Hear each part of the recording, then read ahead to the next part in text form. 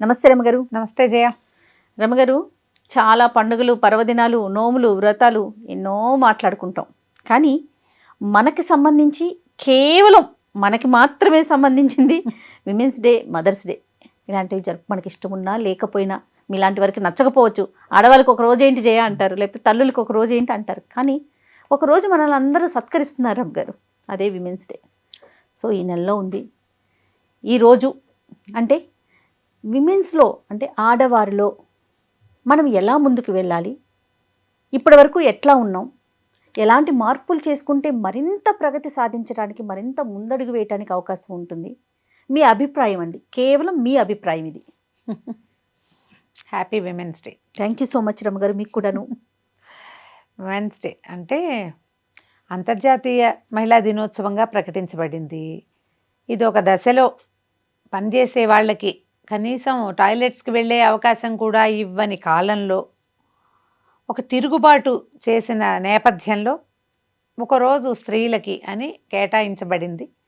అప్పట్లో ఇలా ఇంతగా ప్రచారం లేని రోజుల్లో, ఇంత సోషల్ మీడియా ఇంత వ్యాప్తి చెందని కాలంలో ఏదో పేపర్లో చూసేవాళ్ళం, టీవీలలో అక్కడక్కడ కనపడుతుండేది. ఇప్పుడు విస్తారంగా వచ్చి ఈ విమెన్స్ డేని సెలబ్రేట్ చేసుకోవటం, మనలో మనమే మాట్లాడుకోవటం, ఏదో కొన్ని అభిప్రాయాలు ఎవరి వాళ్ళవి తెలియజేయటం, మనం ఎంత ఉన్నాం, ఎక్కడికి వెళ్ళాలి, ఏం చెయ్యాలి, ఇప్పటి వరకు ఏం చేసాం, ఇక మీదట ఏం చెయ్యాలి, ఇవి ఆలోచించుకోవటానికి ఒక రోజుగా దీన్ని భావించవచ్చు.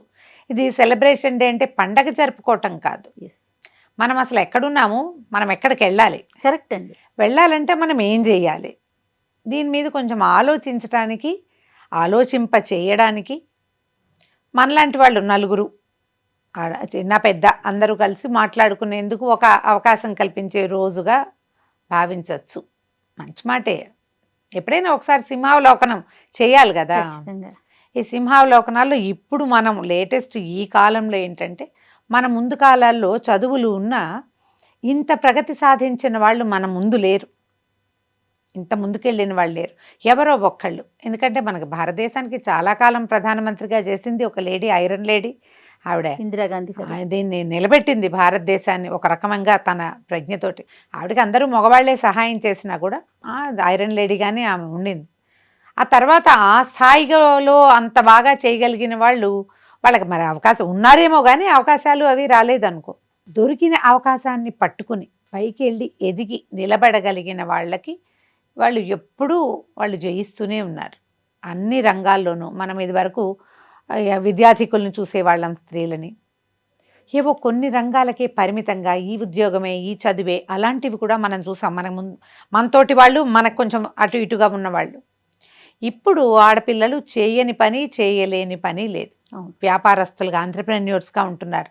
ఇదివరకు స్మాల్ స్కేల్ ఇళ్లలో చేసుకునేవే ఇప్పుడు పెద్ద పెద్ద వ్యాపార సంస్థల్ని ఆడపిల్లలే నడుపుతున్నారు. ఆడవాళ్ళే అవలీలగా ఇన్ని రకాలు హ్యాండిల్ చేస్తున్నారు. వాళ్ళకి బ్యాక్ బోన్స్గా భర్తలో, తండ్రులో, కుమారులో ఉండొచ్చు, కానీ ముఖం వాళ్ళదే, పేరు వాళ్ళదిగానే కనపడుతోంది. ఇప్పుడు ఒట్టిగా ఆంట్రప్రెన్యూర్స్ వీళ్ళే కాకుండా మనకి టీచర్లు, లెక్చరర్లు, మనకు తెలిసిందే ప్రొఫెసర్లు, లేడీస్ క్రమంగా ఎలా అయ్యారు వీళ్ళు. మెకానికల్ ఇంజనీరింగ్ లాంటివి, ఎలక్ట్రానిక్స్ లాంటివి, electrical engineering, chemical engineering, naval engineering, విమానాలు తోలేస్తున్నారు, తర్వాత అంతరిక్షానికి ప్రయాణాలు చేస్తున్నారు. ఎవరో ఒకళ్ళు, ఇద్దరు, ముగ్గురుగా ఉంటున్నారా, వందల్లో ఉన్నారా అనేది ఒకటి ఆలోచించాలి. ఇటీవల ఒక కాలేజీలో మాట్లాడాను నేను.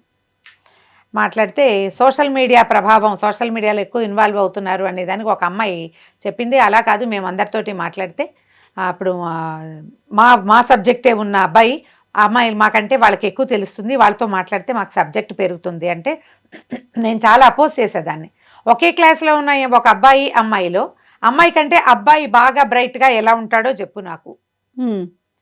సేమ్ నాలెడ్జ్ ఉంటుంది, నాలెడ్జ్ సేమ్. ఎందుకంటే మీ ఇద్దరు ఎల్కేజీ నుంచి ఒకే రకంగా పోటీ పడుతూ, ఒకే రకం పరీక్షలు రాసి, ఒకే రకపు కాలేజీల్లో మీకు సీట్లు వస్తే అబ్బాయి బ్రైట్గా ఎలా ఉంటాడు, అమ్మాయి లోగా ఎందుకుంటుంది?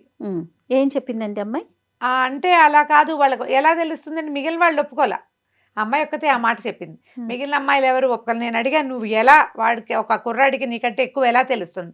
నీకు ఒక అవకాశం ఉంటుంది, వాళ్ళు కొంచెం ఎక్కువ ప్రపంచాన్ని చూడగలుగుతారు చూడొచ్చు. మగ పిల్లలు. అంతే తప్ప సేమ్ విషయము నాలెడ్జ్ ఒకటే ఉంటుంది, అవుట్లుక్ వేరేగా ఉండడానికి కొంత అవకాశం ఉంది. వాళ్ళు చాలా సంస్థలు, చాలా ఫ్యాక్టరీలు, చాలా యూనివర్సిటీ, అక్కడికి అన్ని చోట్లకి తిరిగితే ఇంకొంచెం ప్రపంచ జ్ఞానం ఎక్కువ ఉంటుందేమో. అంతేగాని సబ్జెక్ట్ పరంగా ఒకే క్లాస్లో ఉన్న ఒక మగ పిల్లలకి ఆడపిల్ల కంటే మగపిల్లవాడికి సబ్జెక్ట్ ఎక్కువ తెలిసే అవకాశం ఎలా ఉంటుంది? అది ఉండదు. పైగా మోర్ ఓవర్ ఆడపిల్లలకి మార్కులు ఎక్కువ వస్తాయి. వీళ్ళకి బహుశా ప్రాక్టికల్ ఇంప్లిమెంటేషన్లో ఏదైనా కొంచెం వెనకబడతారేమో, ఎందుకంటే వీళ్ళని అన్ని చోట్లకి వెళ్ళనివ్వకపోవటం వల్ల అయ్యి ఉండొచ్చు. నేను ఒప్పుకోలేదు దానికి. అబ్బో అక్కడ ఉన్న అమ్మాయిలందరికీ చాలా నచ్చింది నేను ఆ మాట చెప్పడం. ఎప్పుడూ తక్కువ కాదు. కేవలం ఏంటంటే మనం బాహ్య ప్రపంచాన్ని చూసే అవకాశం వీళ్ళకు మనం సెక్యూరిటీ రీత్యాను ఇంకోటను కొంచెం మనం ఆడపిల్లల్ని కాస్త వెనక్కి ఉంచుతాం, మగపిల్లల్ని కొంత వదిలిపెడతాం, ధైర్యంగా పంపించేస్తాం. పక్క ఊరు ఏదైనా వేరే ఊరు పంపాలంటే అమ్మాయిలకైతే మనం సెక్యూరిటీ ఎవరున్నారు, తోడెవరున్నారు, నేను వెళ్ళినా నువ్వు వెళ్తావా, ఇవి మాట్లాడుకుంటూ ఉంటాం. ఈ సమస్య ఎప్పుడూ ఉంటుంది. కానీ సబ్జెక్ట్ వైజ్గా అమ్మాయిలు ఎప్పుడు ఎక్కడా వెనకే ఉండట్లా. దీంతో పాటు ఇది వరకు ఎప్పుడు లేనిది జ్యోతిష్యవేత్తలు కూడా మనకి ఆడవాళ్ళు చాలా మంది కనపడుతున్నారు. మనమే ఎంతమందితోటో మాట్లాడు జ్యోతిషవేత్తలను, తర్వాత ఇలాగ ఆధ్యాత్మిక ప్రసంగాలు చేసే వాళ్ళను, వీళ్ళు కూడా ఈ రంగంలో కూడా విస్తారంగా వెళ్తున్నారు కదా. అవును. ఇప్పుడు ఎక్కడ మనం వెనుకున్నాం? ఎక్కడా లేం. మనకి దొరికిన అన్ని అవకాశాలని మనం తీసుకుని ముందుకు వెళ్తూనే ఉన్నాం. ఈ వెళ్ళే క్రమంలో ఆడవాళ్లే విమర్శించే ప్రోగ్రాం ఒకటి కనపడుతూ ఉంటుంది మనకి. వీళ్ళే విమర్శిస్తారు, వీళ్ళకి ఎందుకు, వాళ్ళు ఎవరో చేసుకుంటారు కదా అని. మరి అలా అనుకుంటే ఎప్పటికి ముందుకెళ్తాం మనం? అవును, వెళ్ళలేం కదా. కాబట్టి ప్రతి విమెన్స్ డేకి ఏదో ఒక రకమైన ఓత్ తీసుకోవాలి ఆడవాళ్ళు అనుకుంటాను నేనైతే. మనలో మనం విమర్శించుకోవద్దు. మనలో ఒకళ్ళు ముందుకెళ్తుంటే నీకు నచ్చలేదు, మాట్లాడకుండా ఊరుకో, కామ్గా విమర్శకి దిగద్దు. కరెక్ట్. మనని మనం తక్కువ చేసుకోవద్దు. ఈ క్రమంలో అత్తగారులు, కోడళ్ళు, తల్లులు, కూతుళ్ళు, తోడు కోడళ్ళు, సిస్టర్స్, ఫ్యామిలీ రిలేషన్స్లో కూడా ఒకళ్ళనొకళ్ళు కిందకి లాగే ప్రయత్నం చేస్తారు. అవును, అది మానేయండి. ఏదో ఒక ఓత్ తీసుకుంటాం కదా మనం, మంచి రోజు ఇవాళ ఒక ఓత్ తీసుకోవాలి, దీని మీద ఆలోచించండి.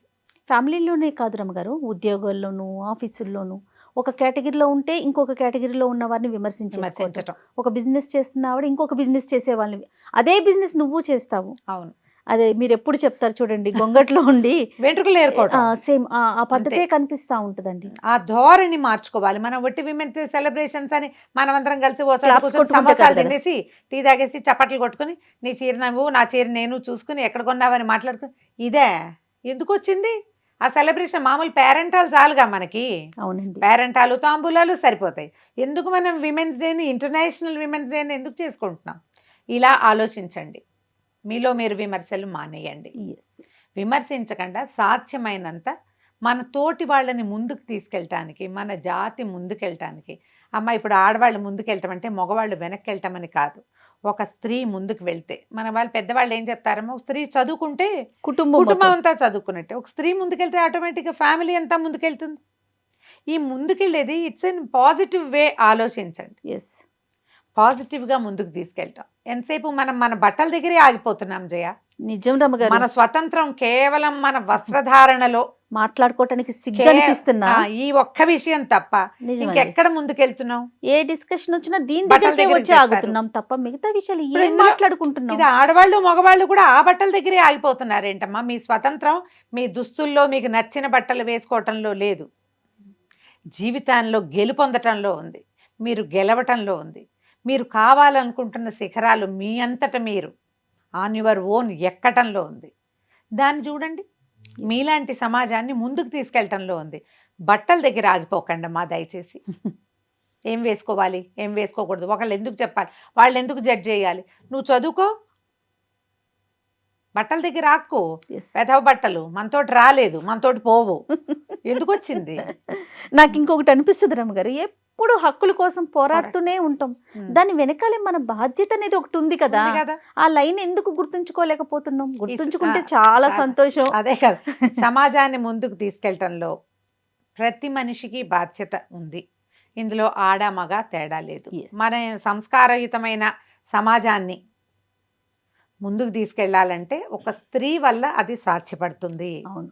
మీరొక్కళ్ళు సరిగ్గా మంచి గీతలు గీసుకుని గీతల్లో మీరు నిలబడగలిగితే ఎవరినైనా అదే గీతలో మీరు నుంచోబెట్టగలుగుతారు. కరెక్ట్. మీరు పిచ్చి గీతలు గీసేసి మీరే నుంచోలేకపోతే సమాజానికి చెరిపేసుకొని. చెరిపి గీతలు చెరిపేస్తారు, లేదా వెర్రి గీతలు గీసేస్తారు.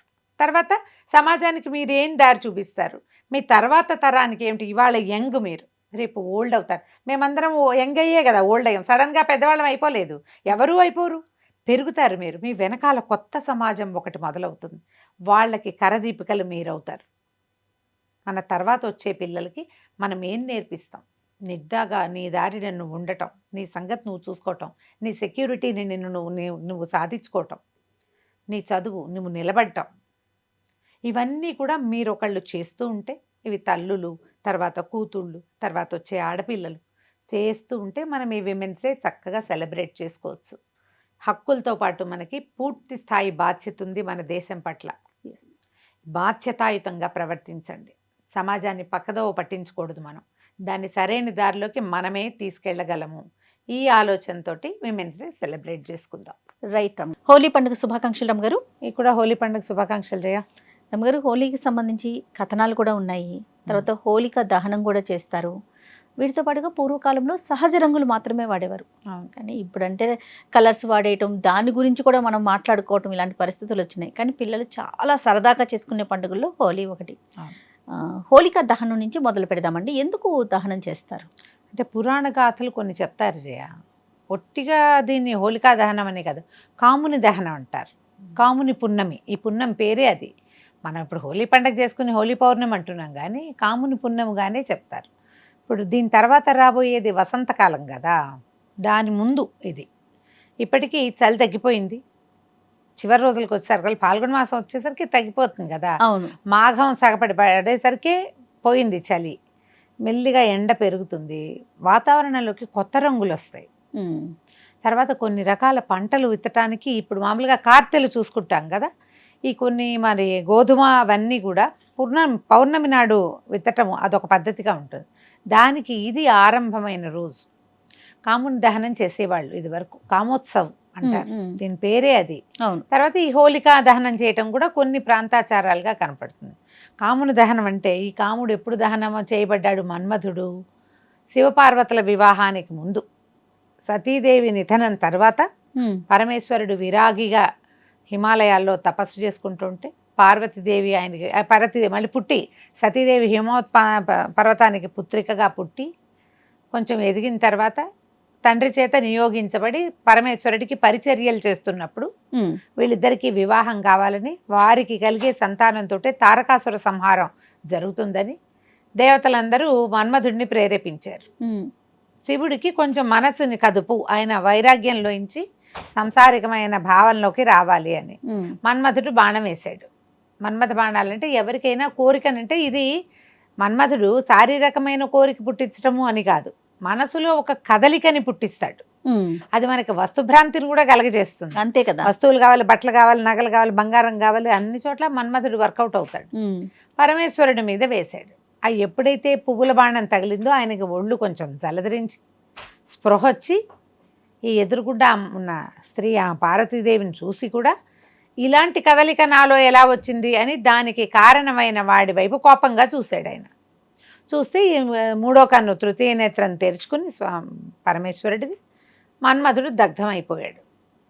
ఈ మన్మధుడు దగ్ధమైపోవటం అంటే ఏమిటి? ఒక మనిషి యొక్క అహంకారం పోవటం,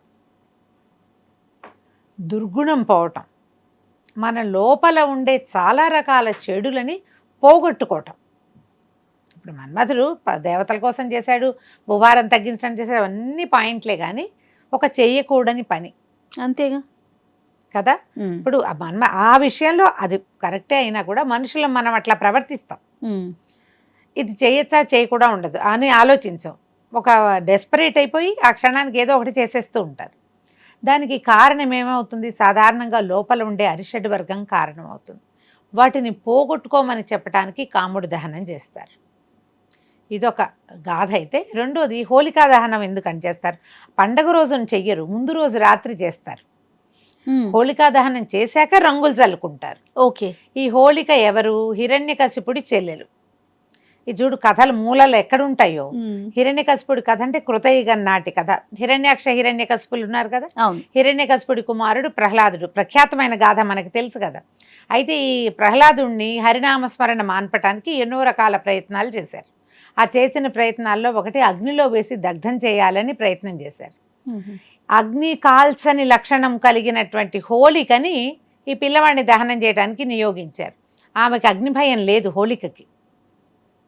హిరణ్యకశిపుడి చెల్లెలు అంటే రాక్షసి. ఆమె పిల్లవాడిని ఒళ్ళో కూర్చోబెట్టుకుని మంటలు అంటించుకుంది. ఆమె కాలదు, పిల్లవాడు కాలిపోతాడని. కానీ ఏమైంది, విష్ణు భక్తి పరాయణుడైన ప్రహ్లాదుడి విష్ణునామస్మరణతో, విష్ణునామస్మరణ వల్ల పుట్టిన అగ్ని మామూలు మన నిప్పు లాంటిది కాదు, అది దాని ప్రభావం వేరేగా ఉంది. ఈ హోలిక కాలిపోయింది, పిల్లవాడిని నిప్పుల్లోంచి బయటకు వచ్చేసాడు. ఆమెకున్న వరం పోయింది. అదే విష్ణువు వల్ల, భగవంతుడి మహాత్మ్యం వల్ల, నామపారాయణ వల్ల ఇలా జరిగిందంటారు. ఇప్పుడు ఏమిటంటే చెడుకి మీద మంచి యొక్క విజయంగా, ఈ భక్తి లేని వాళ్ళు నాస్తికవాదం మీద భక్తి యొక్క విజయంగా చెప్తారు దీన్ని. మనం భగవంతుణ్ణి నమ్మాలి, దానికోసం హోలికా దహనం చేస్తాం. ఈ రోజు జరిగిందని ఆ హోలికను దహనం చేసిన తర్వాత ప్రహ్లాదుడు సశరీరంగా సజీవంగా మంటల్లోంచి బయటకు వచ్చాడు. తర్వాత భగవత్ సాక్షాత్కారం కూడా జరిగింది, దీని తర్వాత కాలంలో కదా జరిగింది. అవును. అందుకని ఈ ప్రత్యేకంగా ఈ హోలికా దహనం ముందు రోజు చేసి మర్నాడు పొద్దున్నే ఈ రంగులు వేసుకోవటం, ఇది వసంతోత్సవంగా చేసేవాళ్ళు. మన వైపు మనం ఊళ్ళల్లో చేసుకోవటం మన చిన్నప్పుడు అవంతా మనకు తెలీదు, కానీ పూర్వం సంస్కృత నాటకాల్లో వాటిలలో కనపడుతుంది వసంతోత్సవం చేశారని. వసంతోత్సవం అప్పుడు కాముడి వేషం ఒకళ్ళు, రతీదేవి వేషం ఒకళ్ళు, వసంతుడి వేషం ఇంకొకళ్ళు వేసి అంతఃపుర స్త్రీలు కూడా చక్కగా ఈ వసంతోత్సవాలు అవి ఆడేవాళ్ళు. అప్పుడు ఏంటంటే అందరూ ఓపెన్ వాళ్ళు, ఊరంతా వసంతోత్సవాలు జరిగేవి. సంతోషంగా గడపడానికి ఇది ఒక మార్గంగా తీసుకునేవాళ్ళు. అప్పుడు పరిచయాలు అవి పెంచుకునేవాళ్ళు, స్నేహాలు పెరిగేవి, ఒకళ్ళతో ఒకళ్ళు బాగా కలిసి ఉండేవాళ్ళు. సమాజం అంతా ఒకటిగా ప్రవర్తించే పద్ధతిగా దానికోసమని ఈ ఉత్సవాలు చేసేవాళ్ళట. ఇప్పుడు మనం కూడా అంతే, హోలీ ఎవరికి రంగులు రాస్తున్నారో ఎవరికి నీళ్ళు పోస్తున్నారో ఏమి తెలియకుండా ఉంటుంది. క్రమంగా ఏంటంటే రంగులు మనకి కెమికల్స్తో కలర్స్ చేయటం, అన్నీ కలర్ఫుల్గా ఉండటం ఇవి వచ్చినాయి కదా. కొంచెం హోలీలు ఆడేటప్పుడు కాస్త జాగ్రత్తగా ఉండండి. అవి కంట్లోకి పోతే ప్రమాదం, చెవులోకి వెళ్తే ప్రమాదం, ఏ పొరపాటున నోట్లోకి వెళ్తే ఇంకా ప్రమాదం.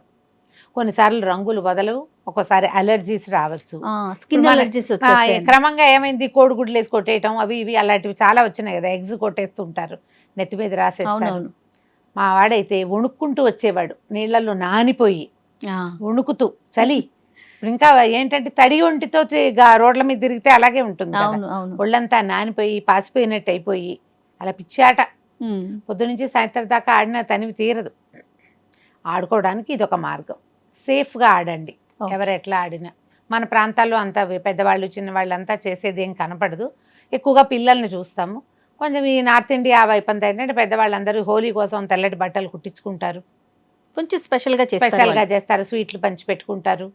పండుగ వాతావరణం ఉంటుంది. మన దగ్గర ఊరికే రంగుల వాతావరణమే కనపడుతుంది. అవునండి, వాళ్ళంతా పండగలాగా చేస్తారు. అందరు ఇది పాలు మజ్జిగలు అవి కలుపుతారు, కొన్ని చోట్ల భాంగ్ కూడా కల్పిస్తారు. రమగారు పండుగలాగానే చేసుకోవటమేనా, లేకపోతే ప్రత్యేకంగా నార్త్ ఇండియన్స్ అనగానే లక్ష్మీదేవికి పూజ చేయటం అలాంటివి ఏమన్నా ఉంటాయి? పూజ కనపడదు జయ, ముందేమో మరి కొన్ని ప్రాంతాల్లో ఉండుంటుంది, మనకంత క్లియర్ గా తెలీదు. వాళ్ళ ఎక్కువగా చేసేది ఏంటంటే పండుగ అందరికి స్నేహితుల్ని అందరినీ కలుసుకోవటం, చుట్టాలని కలుసుకోవటం, ఒకళ్ళ ఇళ్ళకి ఒకళ్ళు వెళ్ళటం, పెద్దవాళ్ళ దగ్గర ఏమో ఆశీర్వాదం తీసుకోవటం. పెద్దవాళ్ళ మీద రంగులు పోయకూడదు, అవమానించినట్టుగా ఉంటుంది కదా.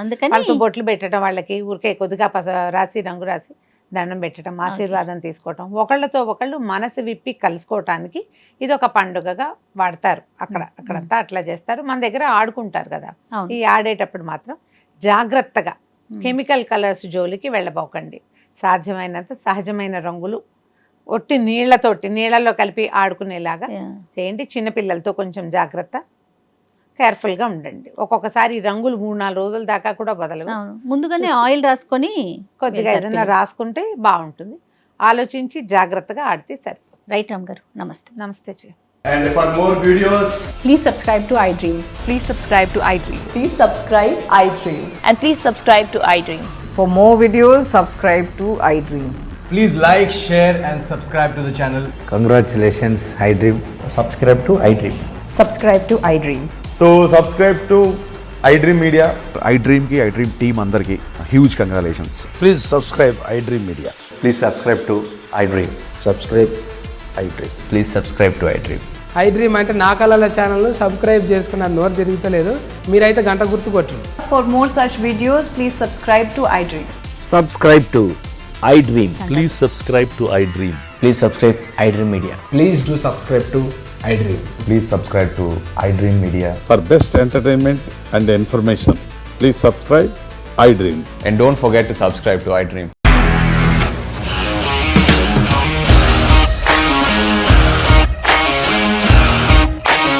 ఇండస్ట్రీలో కమిట్మెంట్ ఇష్యూస్ వస్తే నీకు కూడా వచ్చినట్టు మార్నింగ్ తీసుకెళ్ళారంటే కొట్టి పడేస్తారు.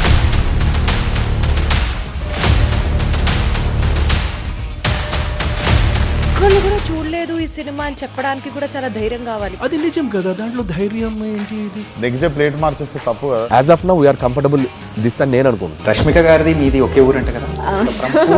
నీకు కోపం వచ్చిందంటే బాగా తిట్టేత్తరా? తిట్టేద్దామండి.